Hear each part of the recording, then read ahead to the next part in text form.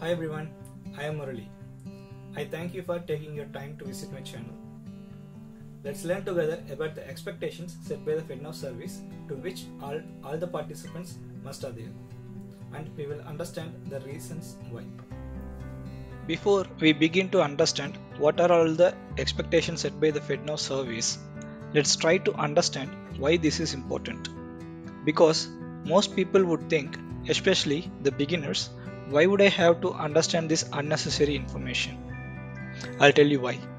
And it is a bitter truth though.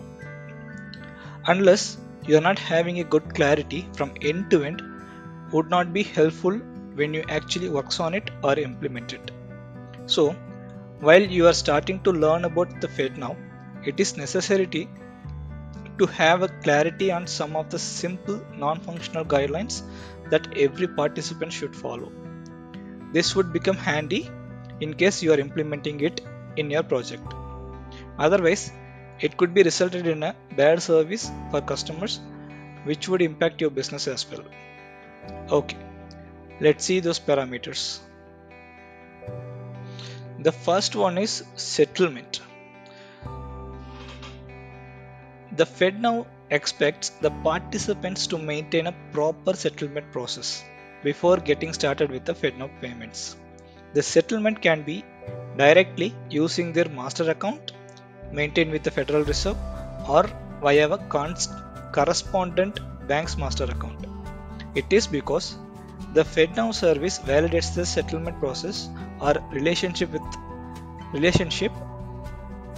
when settling each transaction, so it has to be defined well. The next topic is responses. The FedNow participants usually receive both value and non-value messages. That is, requests sent for money movements and also enquiries on cancellations, requests, etc. So, it is a participant's responsibility to send a predefined response messages and also a follow-up messages as and when it is necessary. It ensures the high transparency in the payment flow, failing which could cause a major impact to the business of the sender bank because they cannot provide a good service to their customer. The third one is FedNow interfaces. The FedNow offers an interface to all its participants called the FedLine Advantage. This can be very useful for participants to pull reports, execute queries, and managing their settings, such as maintaining their profile or secret keys.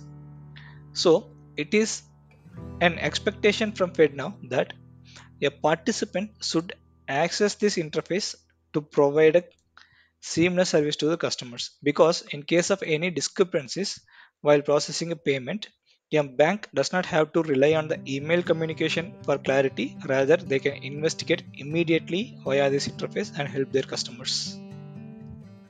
The next one is account balance management. This is as important as the settlement process because maintaining an adequate balance in their master account or in their correspondence master account is critical for any banks to avoid overnight overdrafts. While the FedNow service does not reject the payments due to negative balance, but they may temporarily stop the participant from sending a value messages in case if a participant's intraday overdraft reaches to a riskier level. So, a participant must have the well-defined process to calculate and maintain the necessary liquidity cash or funding the cash into their Fed master account. Last and final one, the most important one, is the availability. This could be a challenge for banks since FedNow is a 24-hour payment system and expected to be available all the time. So, any system is undergone frequent unnecessary downtime, it actually beats a definition itself. But at the same time, downtimes are not avoidable though. It always required to provide a better service. So, the FedNow has provided a set of guidelines for the participants to adhere in case of any downtime. So, the downtime can be either planned or unplanned, and it can occur in participants, but even in FedNow. Though the FedNow says it is not expected any downtime at the FedNow side, but still it could happen. For any banks that requires a planned downtime should not exceed maximum of 2 hours continuously. Which means if you are planning for more than 2 hours of downtime, your system must be up and running for a while after 2 hours.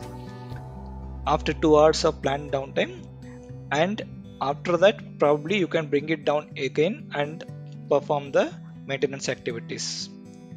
The second criteria is the system can be offline or the planned downtime per quarter.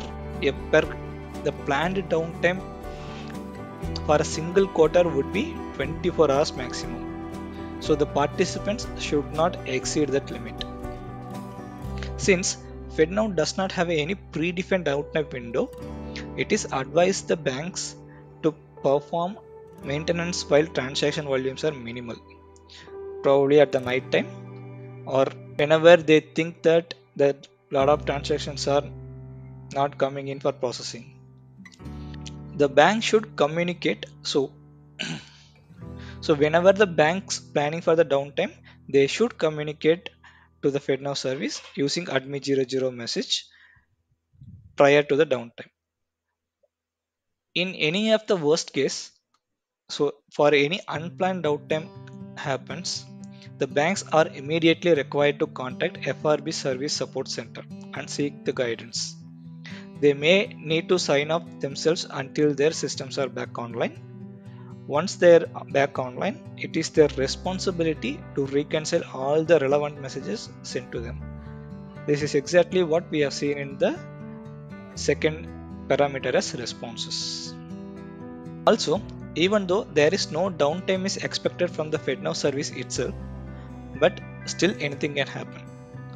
The Federal Reserve Banks will notify participants through its frbservices.org services status webpage. The FedNow participants should monitor such communications and be prepared to act on instructions from Federal Reserve Bank under such circumstances.